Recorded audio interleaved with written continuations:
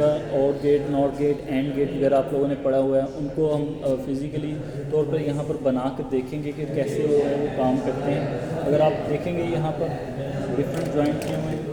अब यहाँ पर सबसे पहले चंद एक चीज़ें आप लोगों ने गोश्तवार फरमानी है कि वो ये कि आप लोगों ने सेफ्टी का सबसे ज़्यादा ख्याल रखना है, ठीक है।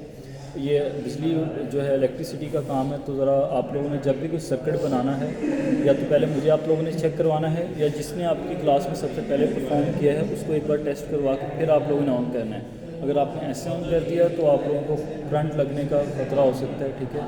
और यहाँ पर 220 वोल्टेज से लेकर 440 वोल्टेज तक का है, ठीक है।